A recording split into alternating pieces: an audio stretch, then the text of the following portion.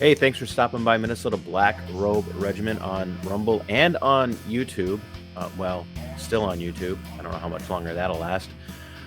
This video might be the one that causes YouTube to melt down and not know how to deal with me, because they want to hate me, but they're going to want to love this, but they're going to want to hate it at the same time. So this could fry the entire YouTube algorithm, and everybody's channels could just go kaput, which would be disappointing for some, but here we are.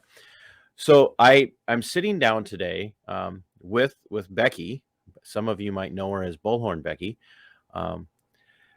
Becky and I met almost 2 years ago now at my first Reopen Minnesota protest and / rally. I prefer to say protest because, you know, those are protected, right? Rallies aren't, but protests are. We met in front of the governor's mansion, and it was actually a really nice day in April, and we continued to run into each other on a very regular basis as Becky and others organized more protests and rallies from the state capitol to the governor's mansion. We stood side by side in some instances. In fact, in one particular situation, in what is probably one of the most hair-raising protests I've ever been to, when the Minnesota State Patrol, partnering with the St. Paul PD, decided to literally escort Antifa and Black Bloc and Black Lives Matter and the new Black Panthers, and you pretty much name every radical, leftist, Marxist, violent terrorist organization in the state of Minnesota. They were escorted right down the street by law enforcement to confront us, and we were all separated. In fact, we were cordoned off and trapped from two different directions, and it could have got very ugly, and ended up working out pretty well. And that was eye-opening for many of us, I would say, that day. Becky is known for not just being Bullhorn Becky, but she's known for backing the blue. She's held, how many rallies have you backed the blue rallies have you held or sponsored? Or in Bloomington we've done 2. We've done this year in July we just did our 2nd annual, so it's a thing now, and a yearly thing. But total rallies I've done, I mean, if you count every one of them, it's over 30. Yeah. I mean, we went to the Capitol for 25 weeks straight. Sometimes when it was just her and a couple of other people standing out there in the frigid Minnesota weather, and bless you, Becky, I'm dedicated, but I don't know if I could do that. My old bones don't warm up that easy. So, but it is a challenge. But we're here today to dispel the rumor that conservative, patriotic types are across the board blanket. Every cop is a perfect person, and every cop and every person in law enforcement can do no wrong. And we're going to dispel that, as many people who have been following my story, especially September, when I started putting my videos out about my personal experiences, which caught Becky by surprise. We talked about that. Yeah. And we talked about that yesterday in preparation for today. Becky had no idea what I did for a living for almost 2 years, and was taken totally by surprise when I made the announcement of what was going on. But Becky, tell us a little bit. You have started a recall campaign for the sheriff of Hennepin County. Tell us a little bit of how you can be back the blue and yet now start a recall campaign on a sitting sheriff. You know, like you said, we don't just, I mean, me personally, I can't speak for all police supporters out there, but, you know, I don't just blindly follow anybody, you know, except God, but I judge people based on their character and how they perform their job. And, you know, I was never really a huge fan of Sheriff Hutchinson before, but there wasn't this. You know, there wasn't anything worth recalling. You know, I, of course, wouldn't want to see him get reelected, but it, kind of just standard standard disagreement on, you know, how things are done. But the way that he has acted since this DUI, it's rules for me and not for thee. And he's, you know, because I support law enforcement so much, it bothers me that he's tarnishing their good name. And that at a time when, you know, public safety is so contentious and, you know, really under a microscope, that the top brass in law enforcement in Hennepin County is getting away with what he's getting away with and really not being held accountable. And on top of that, making irresponsible comments, you know, about drinking and driving, and everyone does it. And, you know, just kind of acting really arrogant about it. So he's not giving our good officers a good image right now. And he's an embarrassment to law enforcement currently. So let's go back, because there are going to be some people who aren't in Minnesota who tune in and watch my stuff. Let's go back to how this started. What took place? And let's, you know, a lot of the history of Hutch. So how long has he been in office? When did he first run for office? And then do some brief history, brief background on this, and then tell us about the DUI, the night of the DUI, and whatnot. Yeah, sure. So Dave Hutchinson ran for office. So, you know, in the 2018 sheriff's race here in Hennepin County, which Hennepin County is the largest county in Minnesota. It also has the highest crime rate, and it's a little out of control right now. 2018, I believe he was a Metro Transit cop before this. You know, honestly, my initial impression was he was going to probably be a little over his head. But regardless, he narrowly beat out Rich Stanek, who was 12 years, spent 12 years as our sheriff. Hutch actually only won by 2,340 votes. So real close. But so he took office, you know, I'd say he's pretty uneventful. He, you know, doesn't do a whole lot, but anyways, you said he was he was pushed pretty hard onto the people by a progressive left. Yes, he is a progressive liberal. He is a gay, they wanted their first, you know, gay sheriff.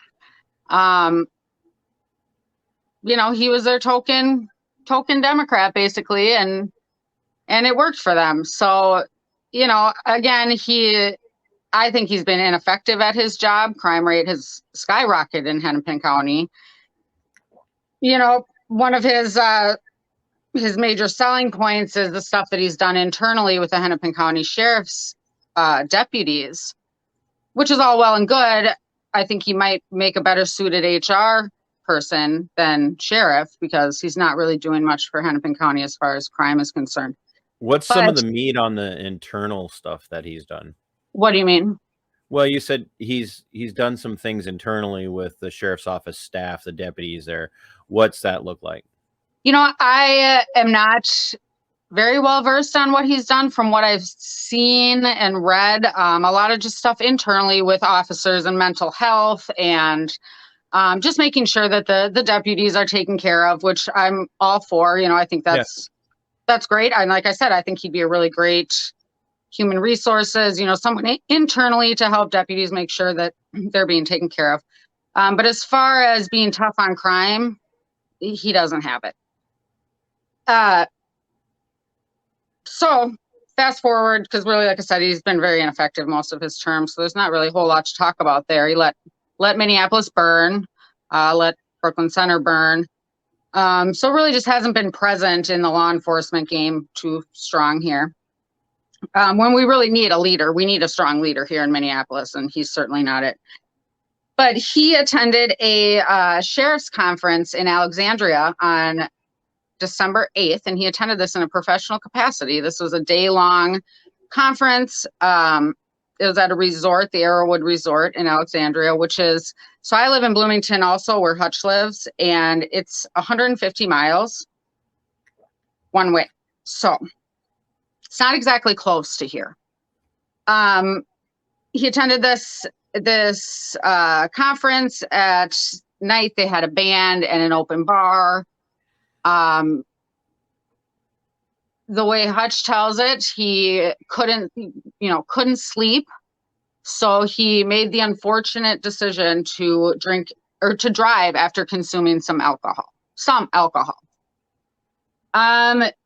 I don't know exactly how far he got. I don't think it was very far, but he was most likely attempting to drive 150 miles across the state while completely wasted in a county-owned vehicle. Let's just add that he's in a $70,000 Ford Explorer, paid for by the taxpayers of Hennepin County. And he rolls his vehicle. According to scanner audio, he was crawling on the road. Officers had to, the dispatch told them to be careful. They said they needed a flatbed truck. It was completely wrecked, his vehicle.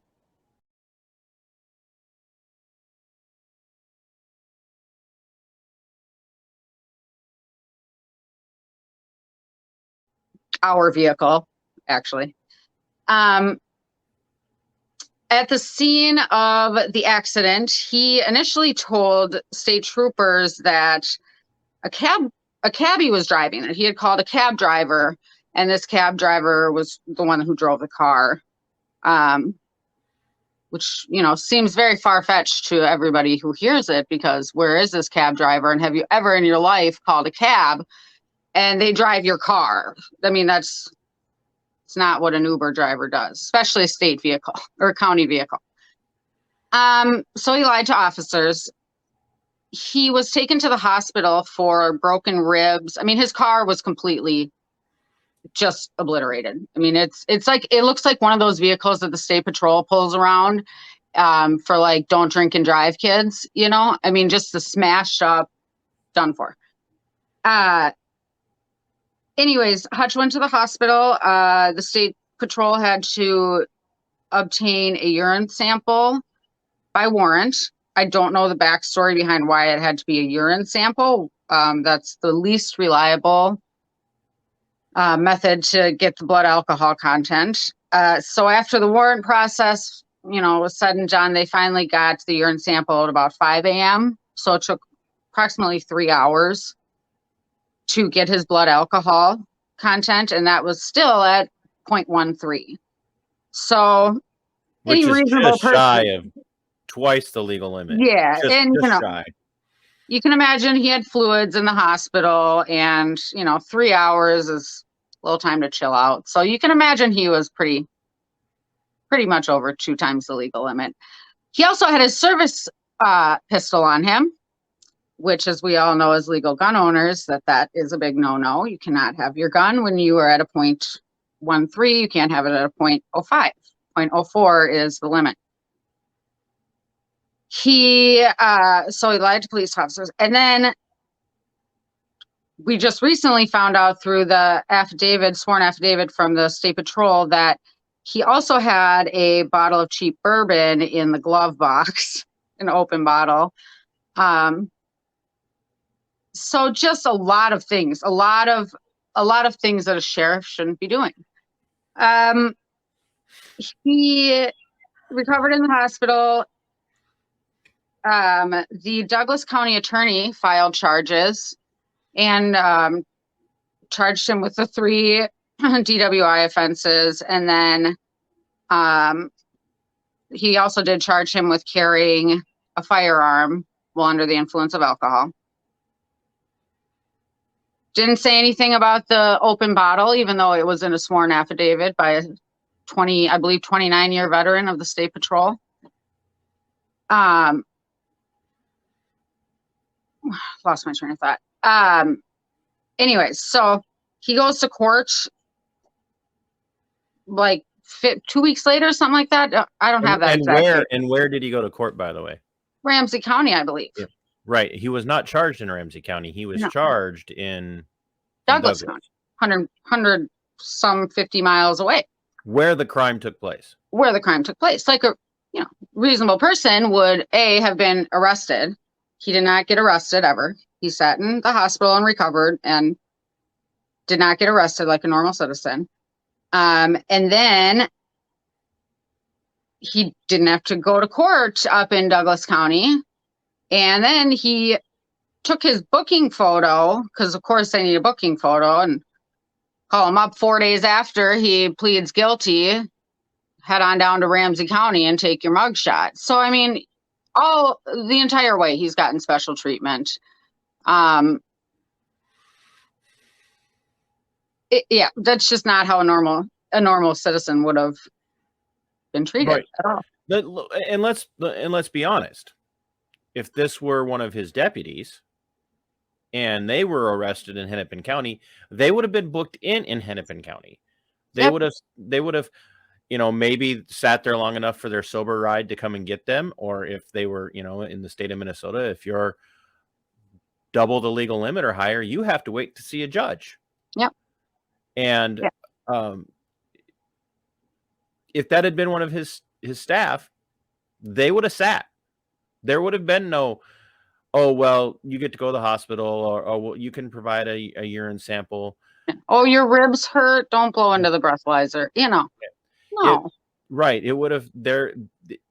And we see this has played out in many jurisdictions, and I don't know what his history with people in his office are, but I can guarantee you, because you've shared information where he said that Hennepin County is going to have a zero tolerance policy on DUIs in Hennepin County, correct?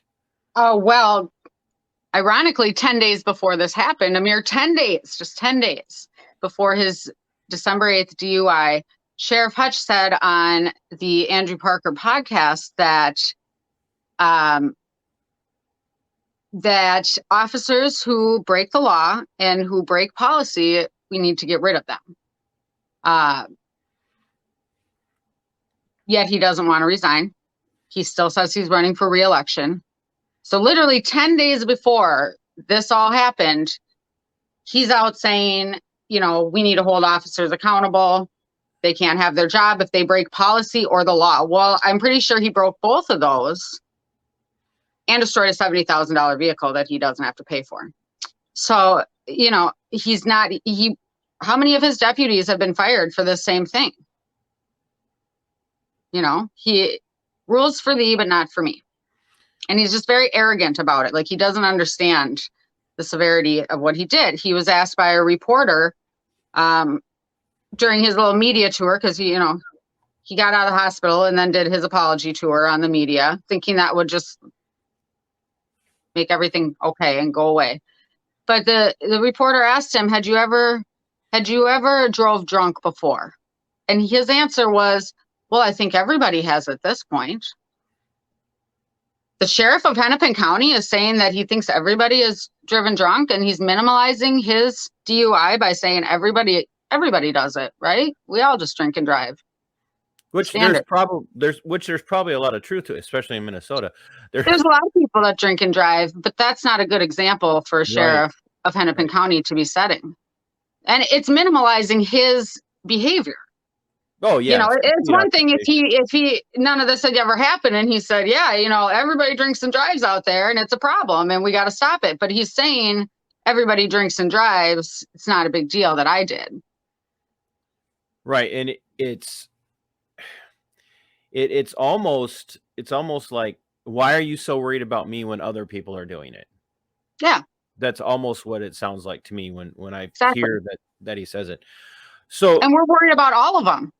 Right. We don't want anybody out there drinking and driving. I mean, it's by the grace of God, he didn't hit anybody or kill himself. I mean, that his car is completely totaled. A single car accident. Yeah. I mean, the state trooper said he's lucky to be alive.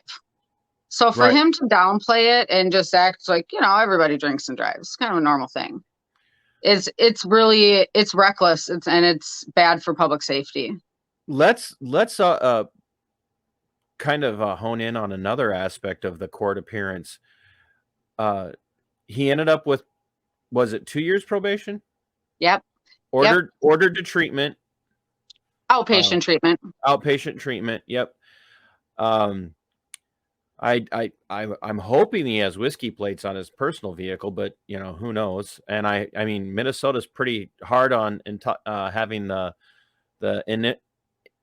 ignition interlock override now for anybody who gets a DUI. They have to pay for that themselves. That has to come out of pocket. So I don't know if he's got that, if that was Well, ordered. let's stop right there. Actually, just last night, Rebecca Brannon tweeted that he has applied for a work permit. So actually, right now, it's suspected that he doesn't even have a valid license right now. As his work permit is being processed, it's not instantaneous. So you submit the permit and it's approved. And so keep that does name raise in mind, by the way. Rebecca Brannon's going to come. Yes, we'll get back to her. We'll get back to her. We'll come back to her. Yeah. So I mean, that raises a question: is he going to have whiskey plates? Do they take off the sheriff plates and put on whiskey plates? And then our Hennepin County sheriff shows up at major crimes and events in the cities with whiskey plates and has to blow into ignition interlock to go chase criminals. I mean, how does this play out? It doesn't. Or does he circumvent that by getting it put on his personal car? Well, you can't do that. Right. You can't, but you also would imagine that, and this is the part that really gets me, the court dismissed the firearms charge. Yep. So, and they did that, of course, so it wouldn't affect his work. And right. Of course, do we know if that was the prosecution, or was it just the court, or was the prosecution? That was Douglas County Attorney Chad Larson, and Chad Larson all on board with that. He was fine doing that. He made a statement to the Star Tribune shortly after the charges came out and everything, and said, "This case came across my desk just like any other DUI case would, and he got treated just like anybody else would." And he said something about, he's happy that the sheriff, swiftly took responsibility for his actions. So you mean to tell me you dropped the carrying a firearm while intoxicated, you didn't even charge an open bottle, and you didn't charge lying to the police, and that's how you treat every DUI case that comes across your desk? So how safe are the people in Douglas County? How many open bottles are out on the road that the county attorney isn't prosecuting? Or is it more likely that he's just being lenient on his friend? Because something's got to give here. Either this is how he prosecutes these crimes in Douglas County, and he's telling the truth, and he's letting a lot of drunk drivers probably roam the roads, or he's helping his friend out. Well, that makes one almost wonder if there's a way to find out how many people in Douglas County have been charged with DUI and possessing a firearm while under the influence, and how many of those DUIs resulted in strictly a DUI conviction and a dismissal of the firearms charge. Because I can't, that'd be worth having, all of our internet sleuth friends out there who will see this dig into that, because that there again, it sounds like there's a lot of nepotism going on. Some good old boy. Right. Yeah. And, hey, if you live in Douglas County and you got charged with an open bottle, or you got charged with carrying a firearm while being intoxicated, or, it'd be real interesting to find out if people are getting these charges dropped, and if this is standard operating procedure for Chad Larson, because I kind of have a hard time believing that it is. Right. I mean, that's just mind blowing that. Well, he so swiftly took ownership of his. So we're gonna let him get away with that one. Yeah. So I guess, is that how it works up there? You just say you're sorry, and I know a lot of people who have gotten DWIs who have said they're sorry while they're sitting in jail waiting to see a judge. Right. Did they get let off? Did they get their charges dropped? No, they had to face the consequences according to their life at that time. Whether it was their first time, their fifth time, whether they're a law enforcement officer or a grocery store worker, they had to deal with the consequences based on who they were and the position that they hold. And Hutch is not being held responsible.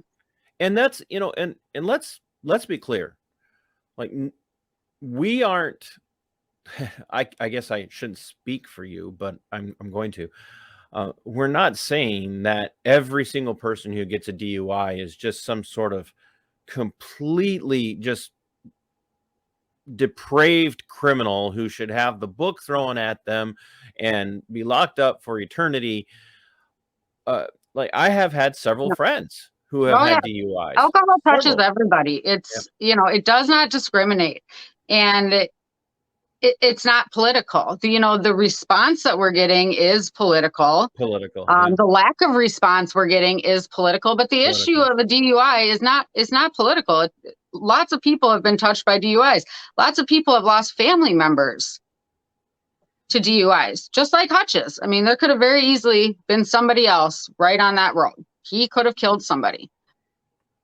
Right. And it's disrespectful to all the families in Minnesota who have lost loved ones to DUIs for Hutch to just be so nonchalant about it and not take it as seriously as it is.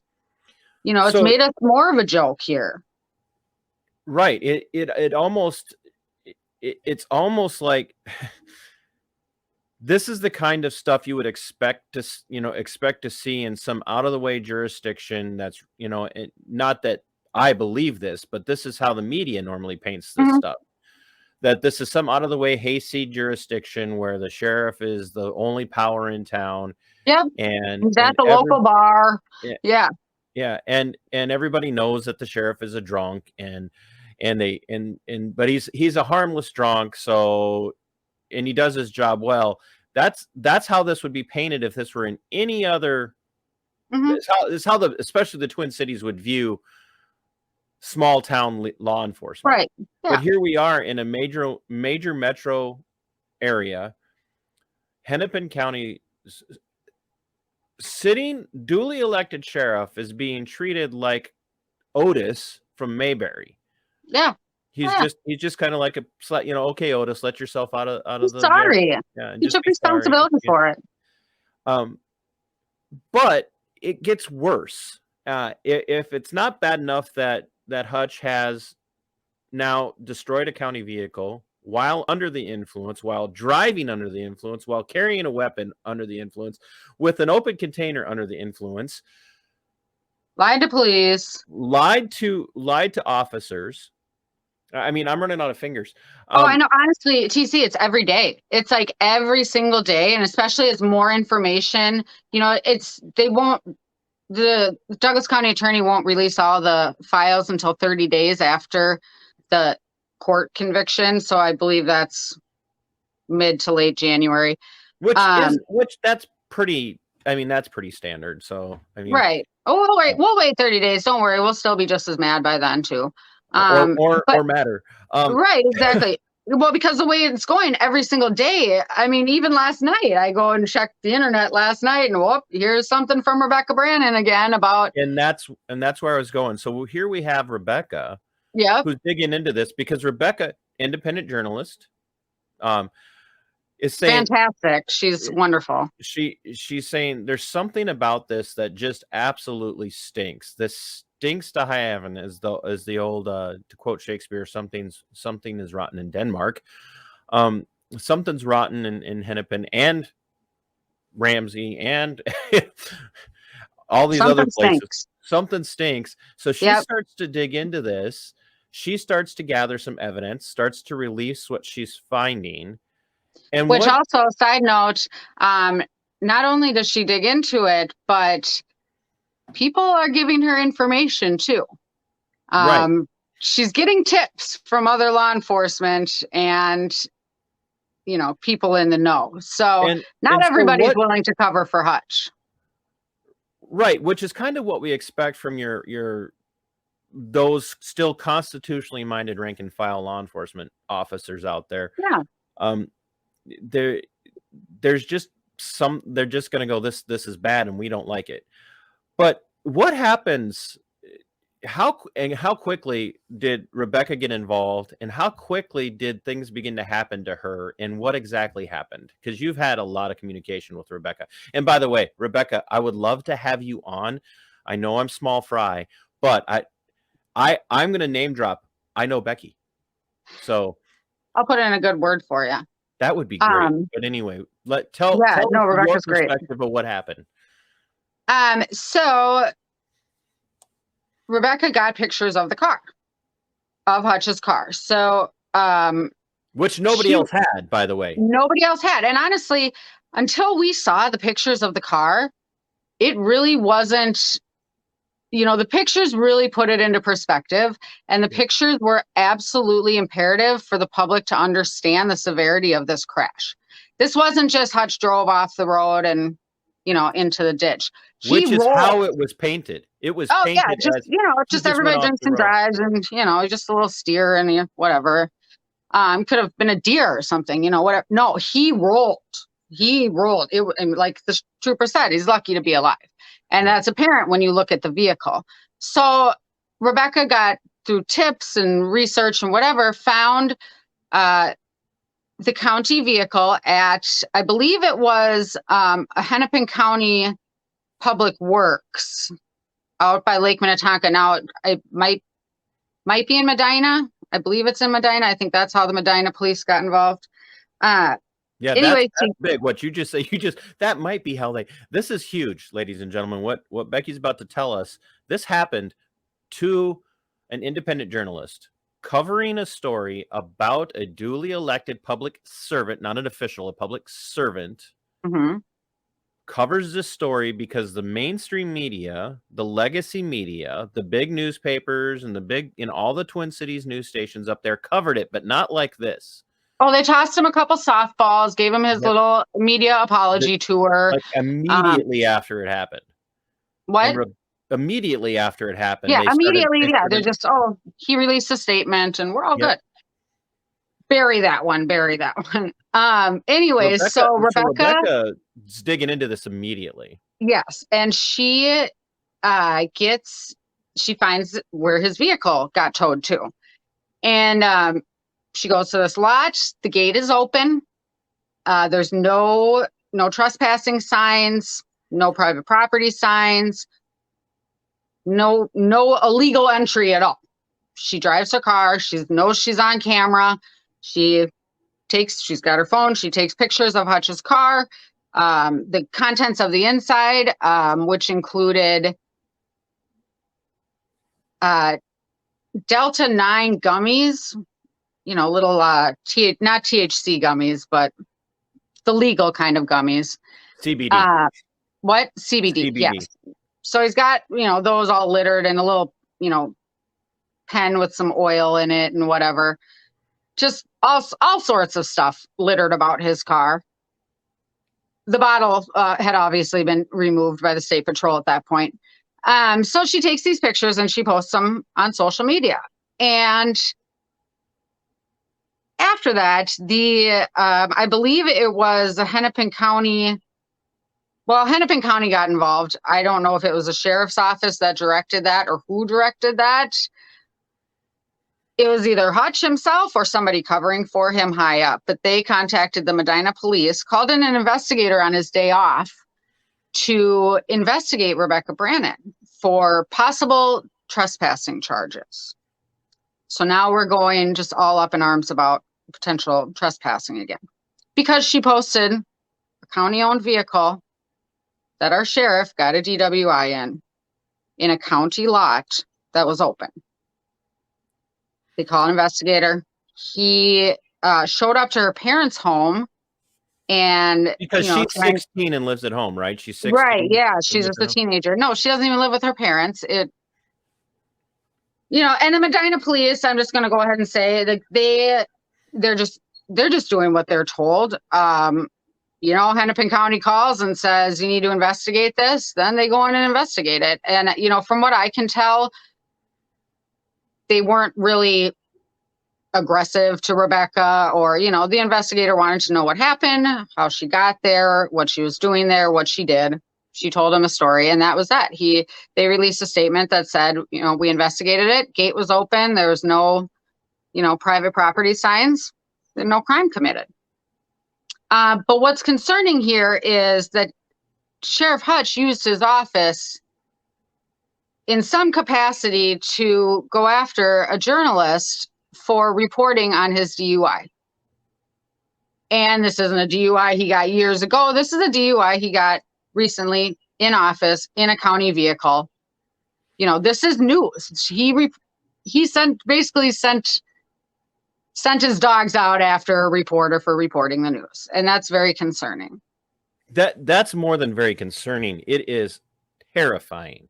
It's terrifying. And having myself literally been the subject of that exact same type of behavior, I could tell you that has a very chilling effect. It does. It has a very chilling effect on what you do. And what it ends up doing is even with Medina announcing, look, there was no crime here, it paints the picture and leaves a sour taste in the mouth of anyone else who sees or reads or hears anything about Rebecca and her reporting, as if she is one of those slime ball yellow journalists. Yep. Who will go out and do whatever they need to do, up to and including breaking the law, to paint her targets as something worse than what they are. And that's and there again, I can relate to what Rebecca went through, because that's exactly what was done to me. And I had to fight that fight. And so people need to understand, this is what senior leadership in the state of Minnesota will do. And not just Democrats, not just leftists. No. This is across the people board. in a position of power that period. That think they're above the law and think that the rules don't apply to them. And you know what? I'm happy to get rid of all of them. I don't care what party you're in. If you're not working for the people and you're not holding yourself accountable and you are not upholding your oath of office, then you've got to go. Right. Hutch is who he is, and he, DFL endorsed and whatever, but I would do the same thing to a conservative. I don't like that behavior. I don't like, precisely. I don't, especially in law enforcement. It's one thing when you're politicians are politicians, but Hutch campaigned on, transparency and, the law enforcement accountability. Oh yeah. And people over policing and, accountability and transparency were his buzzwords. And now here we are. And it's all of a sudden that doesn't matter anymore. Well, he says he is being held accountable. He, actually goes into a pity party of, he's going to have to live with this for the rest of his life and the embarrassment of it for the rest of his life. And we don't really care. Honestly, I don't feel sorry for him. That's not accountability. Because you're embarrassed of your mistake, that's not accountability. That's not facing the consequences. That is a consequence, and it's something you do have to deal with, but that's not being held accountable. So you, amongst hundreds and hundreds and hundreds, if not several thousand people in the state of Minnesota, are outraged by this. Yeah. And I think rightly so. You have, along with the folks over at Rocks and Cows, have decided to launch a recall campaign on this issue, trying to recall Hutch as sheriff and not wait to see what happens in the next election, which is coming up here in November. Yeah. So basically, let's just say basically 11 months away. You're doing this because he's a leftist and you hate leftists, right? That's what this is? Absolutely. Gosh. Oh, yes. I mean, I love doing frivolous court action against just people I don't like. That's totally it. Right. Well, I say that because that's been some of the pushback. People have said, well, if you're going to recall Hutch, why aren't you also going after John Thompson? I would love to go after John Thompson. I think John Thompson is an elected official that does not represent his constituents and is not upholding his oath to office. Unfortunately, John Thompson has not been convicted of a serious crime, and he has not committed malfeasance in a way that we can take to court and prove.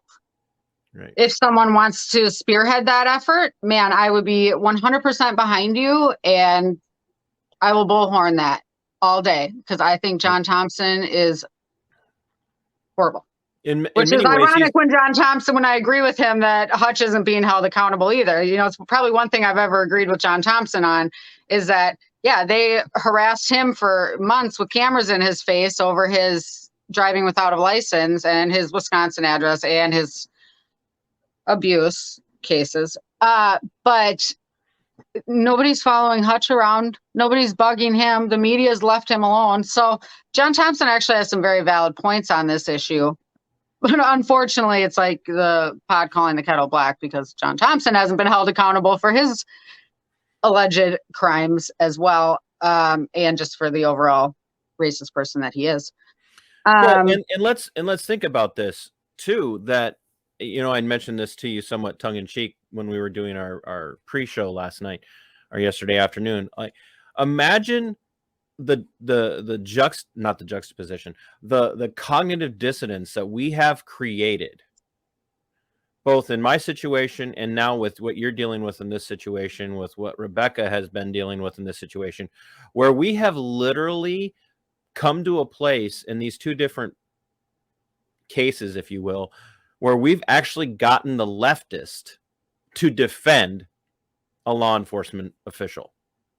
Yeah, goes completely against their narrative, and they're kind of in a tough spot when they're, you know, for the last 2-3 years, all we've heard is police accountability and transparency, and we got to hold police officers accountable for breaking the law, and they can't have this good old boy little club. laws, even little laws, even little things, you know, they are not above anything. And you know, this whole assault on police officers, good police officers, you know, we've seen good police officers get pushed through the ringer. You know, AG Keith Ellison, you know, Officer Kim Potter lost her freedom for making a mistake. And it was a tragic mistake and someone lost their life. But she was also working in the capacity as a police officer on the street dealing with a criminal, right, a violent criminal. And she lost her freedom. She's sitting in jail because Keith Ellison made sure that happened. Well, where's Keith Ellison now? Because he's not saying anything about his friend Dave Hutch. They're buddies, seen on the campaign trail together. He's got nothing to say about it. So Mr. Let's hold police officers accountable is all of a sudden not holding police officers accountable. And hey, if anybody wants to recall, you know, AG Ellison, we'll get behind that too. You know, but the problem is these people all help each other out. So, you know, we need more people. You know, I think everybody should evaluate their public servants locally, school boards, mayor, city council. Look them over real good and see if they deserve a recall, and do that all the time. Not just this year, next year, the year after. You should constantly be evaluating them. You know, don't wait for somebody else to do it. We're just a few people, you know, myself and Jay over at Rocks and Cows and Thomas, you know, just a few people that are really just fed up with it. And you will have support and you will have help, but we can't do it all.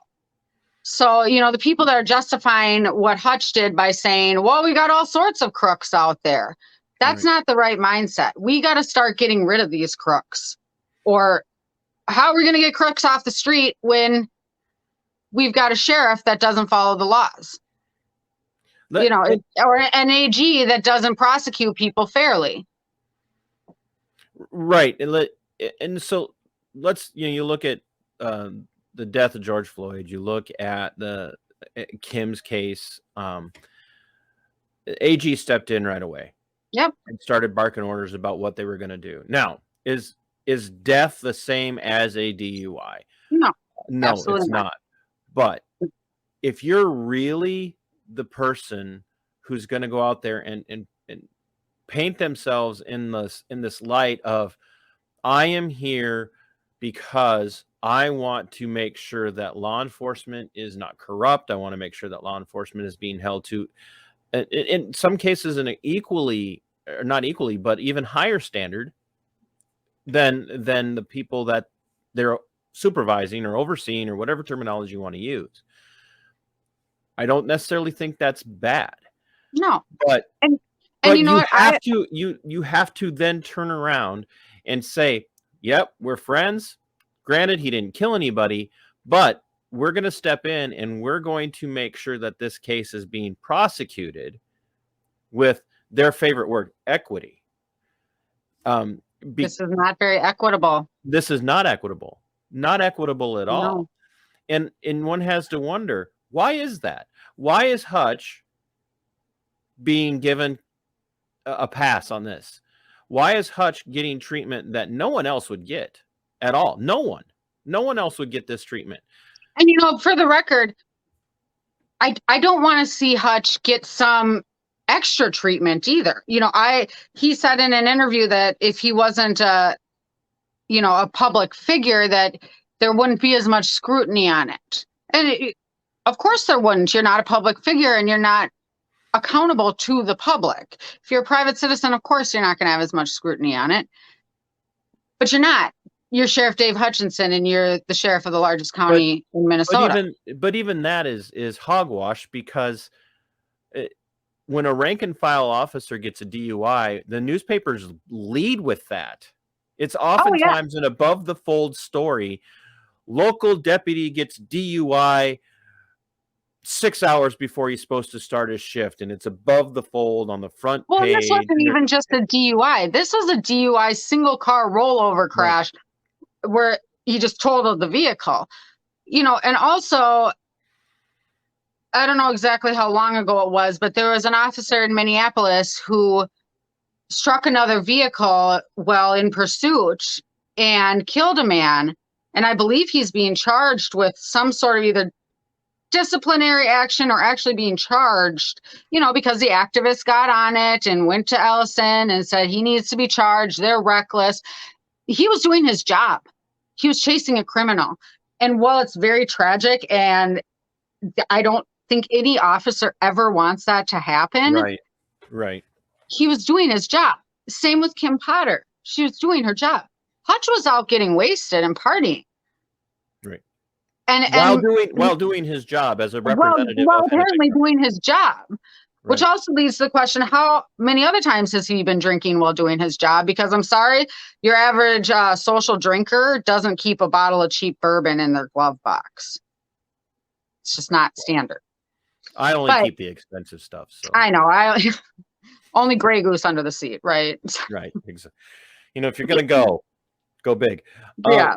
So you and the folks over at Rocks and Cows are starting a recall campaign. Obviously, you want people to be involved with this, but people need to understand, as outraged as you are, you can sign all the petitions in the world that you want, but for it to matter, it's got to be a certain percentage of people from the jurisdiction, from Hennepin County, that have to be involved with this. Where can people find this recall in the story? Well, you can go to recallsheriffhutch.com. And right now we have an online petition. Now, the online petition is not accepted for recall. That is not how we are getting the recall done. It has to be signed on paper by Hennepin County residents only. And we need approximately 150, shooting over the goal of 132. So basically, you have to take the total number of voters that voted for Sheriff Hutch's race, which was over 500,000 people. And then you have to get 25% of those people to sign the petition. And they have to be valid residents. So you need 150,000 signatures? Yeah, you want to make sure you have enough in case they start throwing out stuff, because you want to make sure every signature is valid, and it is a Hennepin County, registered voter. So, on the high end, it's 150,000 signatures in order to make it go to a special election. So there's also possibly a misunderstanding out there that, he just gets removed and, one of the candidates gets put in. I've seen a few people say, oh, is, Jai Hanson's campaign working on this? No, nobody that's running for sheriff right now really benefits from this, except for they can run for sheriff earlier. They still have to run for sheriff. The people still go in and vote. This is to remove Hutch before November. This isn't to put anybody else in, really. That's a separate issue. So we need 150,000 petitions. We need a lot of help. You can do it in your spare time. You can just talk to your neighbors, go to events. This is a bipartisan issue. You might not agree with my politics, but if there's anything that I feel like people can come together on, it's getting rid of government corruption and holding people accountable. I think that's something we hear from both sides a lot, is we want people to be held accountable. Black Lives Matter should be all over this. Absolutely. Absolutely. But I would gladly walk down guy, remember? I would gladly walk down the streets of every township and neighborhood of, well, maybe not every, but along with a group from BLM and Antifa. Oh, I'm just, it's really strange to be agreeing with Antifa on this issue. You know, I would I'm like, gladly walk with them down the street soliciting signatures. Gladly. Yeah. Gladly. So that's my challenge. If you really are for police accountability, if you really are for holding people in positions of power in the law enforcement community accountable for their behavior, then that's my challenge to you, Antifa and BLM and everyone else. Go to recallsheriffhutch.com, correct? Yep. And sign up to take part in pushing this recall petition drive. Sign up. Yep. Do it. Yep. Put your money where your mouth is and actually work to get a clear criminal who has used his power to silence dissent, or in an attempt to silence dissent, and to obfuscate and get out from underneath the totality of what he did, to include finding a way to not get charged with a weapons violation. Get involved. Because there are going to be conservative Republicans who will walk down the street with you and say, yep, this is a clear case of malfeasance. Yeah. And if you don't, shut up. Exactly. Don't ever say another damn word. Exactly, because we'll remember. Accountable.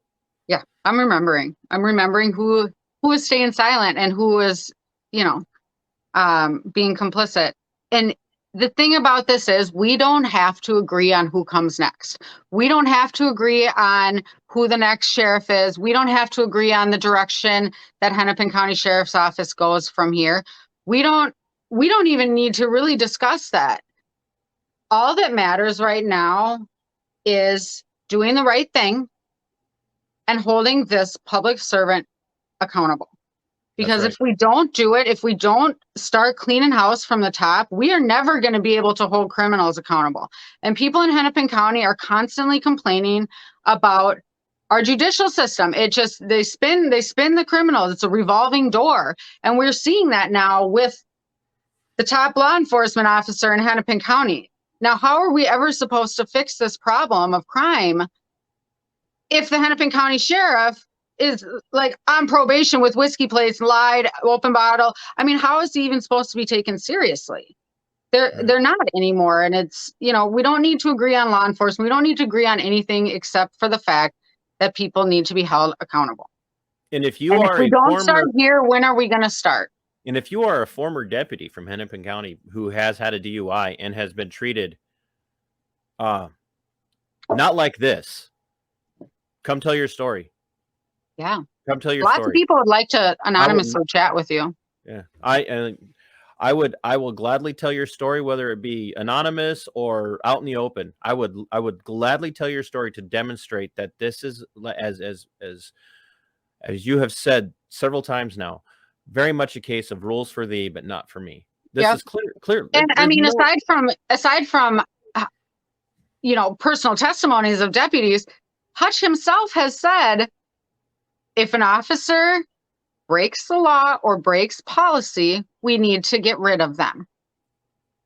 He said it himself. He said it on numerous occasions. I keep digging up more and more times that he said it. Like I said, he campaigned on this. This was his campaign promise. And now all of a sudden it's, well, we'll let voters decide in November. We can't wait until November.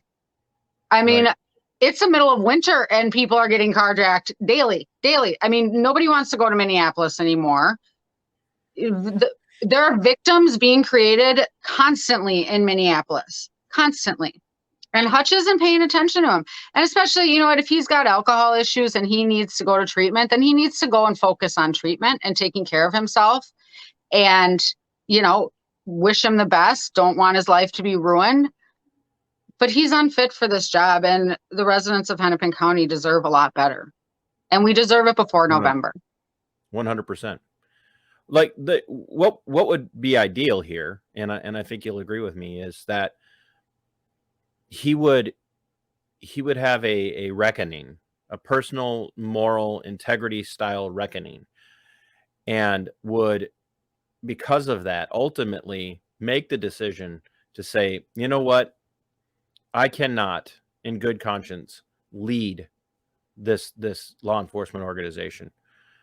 It's a discredit to the men and the women who work for me, both through patrol and detention services. I am going to do what the right thing is I'm going to retire. I'm going to retire immediately, effective immediately. I don't care how much of a pension he gets or doesn't get. I don't care how many benefits he keeps or doesn't keep. Yeah. Just do the Hutch. We're not out to ruin his life. We're out to hold him accountable. You made a mistake, Hutch. You made a mistake. I get that. You made a mistake. Yeah. Own it. Really own it and go get help and come back in a different capacity. Like I said, you know, he's got great. Well, I mean, honestly, he's got great characteristics and qualities, and he's brought, you know, for what it's worth, he has brought valuable tools to the Hennepin County Sheriff's Office, and I think a lot of deputies would agree to that. But he can serve in a different capacity.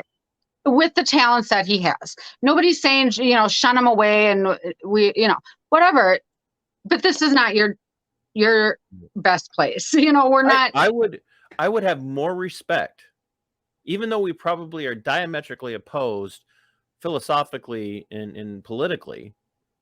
I would actually have more respect for him than I would for a conservative who is in office and is doing what Hutch is doing right now. I would actually have a lot of respect for that. And I would applaud him for it. Yeah. I'll be the first person to applaud him and thank him for doing the right thing. It's a tough call. You know, I mean, I would not want to be in his shoes. I would not. Nope. It's a tough call. You know, unfortunately, it's probably causing a lot of disruption in his party. The DFL has been completely silent on it the entire time. Now 5 out of 7 county commissioners have come forward and called for his resignation.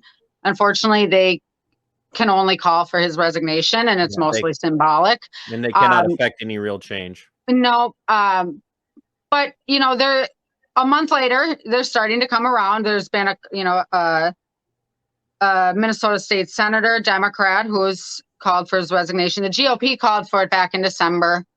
But that's not what matters. Is people say, why isn't the GOP, or why don't you call out the GOP for not saying anything? Well, the GOP didn't endorse him. The GOP is not, you know, the one saying how great and transparent and accountable he is.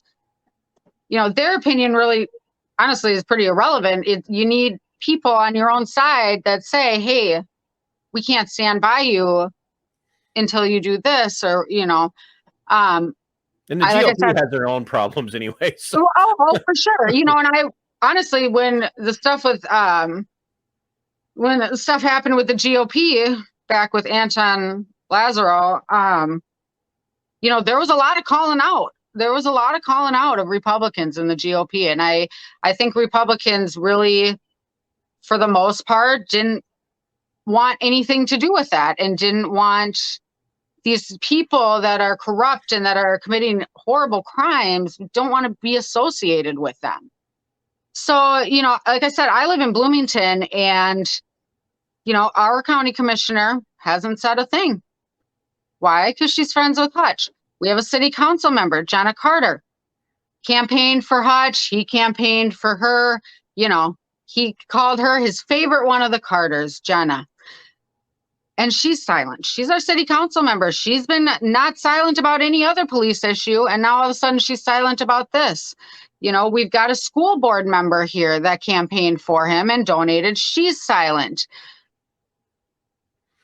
Yeah. They're not speaking up when they should, and nobody's calling for them to slander their friend, or but you need to call for your friend to do the right thing, and we're just not seeing it.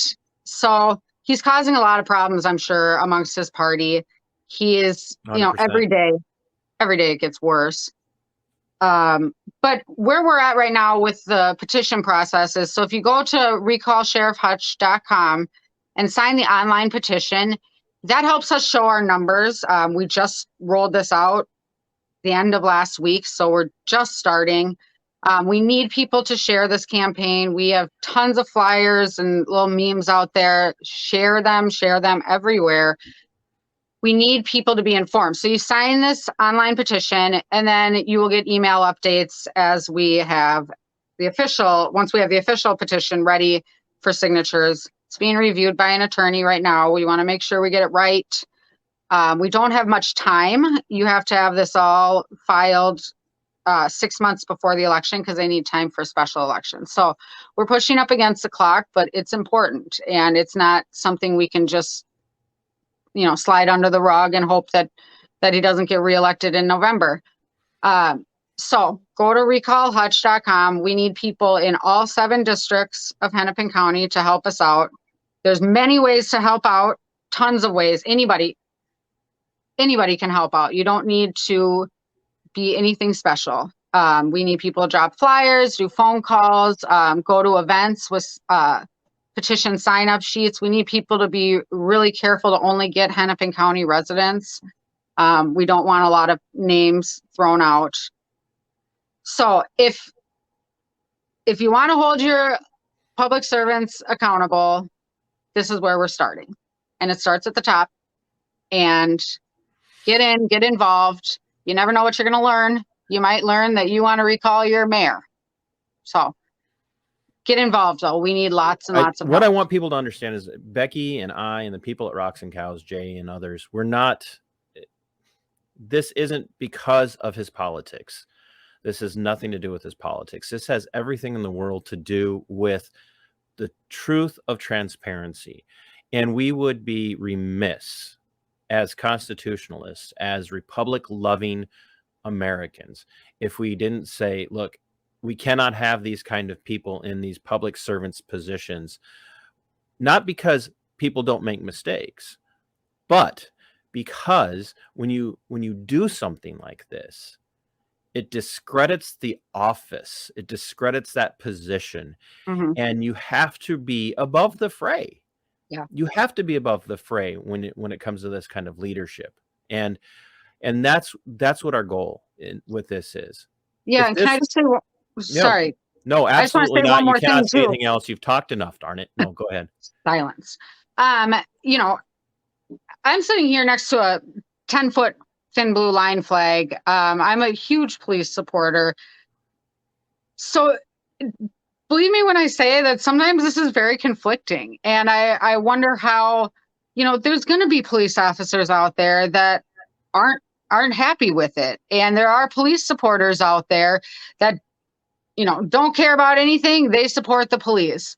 And so it's really interesting how this is playing out, because the people that I am normally, political opponents, it's like the roles have been reversed. But, I hope at the end of the day, people realize it's not about a blind allegiance to the police.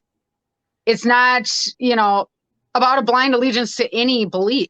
I believe people are good. I believe police officers are good. And at the same time, if I support the police, I have to support making the police the best they can be, and making the police, be held accountable and maintain a good public image. And unfortunately, that means recalling the sheriff, who normally I would support. I support his position. I support his normal efforts for public safety, but I don't support this, and I don't support this level of corruption and lawlessness.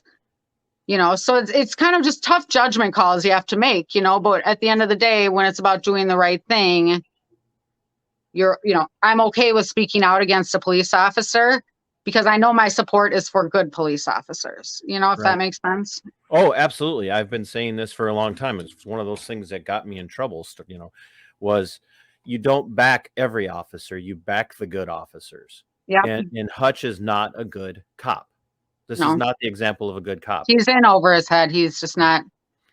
Yeah. And I'm grateful for the state patrol because honestly, reading through all the documents and the charging documents, kind of seems like they're the ones that made sure that this was charged, how it's not charged, but that all the information was properly given. I mean, doesn't seem to me that the state patrol is hiding very much. But after it got out of their hands, that's when, things started getting covered up and charges dismissed. So. absolutely. So once again, if you're one of those out there that has maybe sat underneath his leadership and has suffered the consequences of bad decision making, but now look at it and say, that's not how I was treated, reach out anonymously or whatever. You can find me on Facebook, TC Pearson. You can email me, tcpearson@protonmail.com. You can message me on Twitter. I'm happy to speak out for anybody. I mean, that's reach out to Becky. Becky can, come get a hold of me and we can cover it.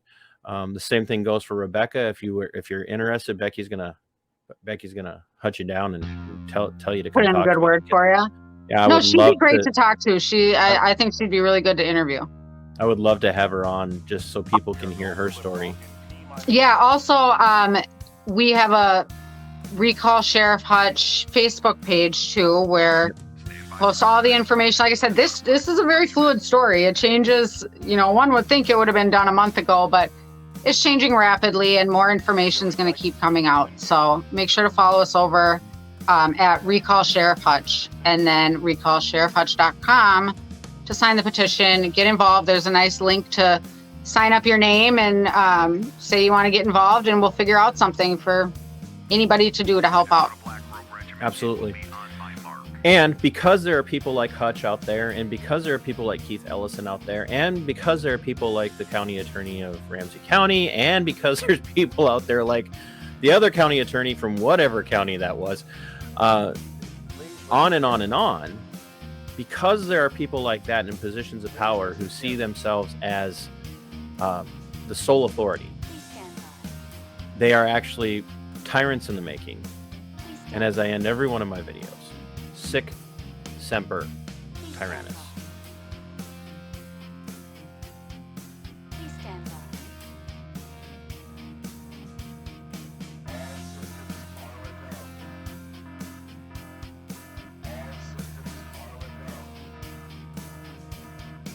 Minnesota Black Robe Regiment, you are over the target.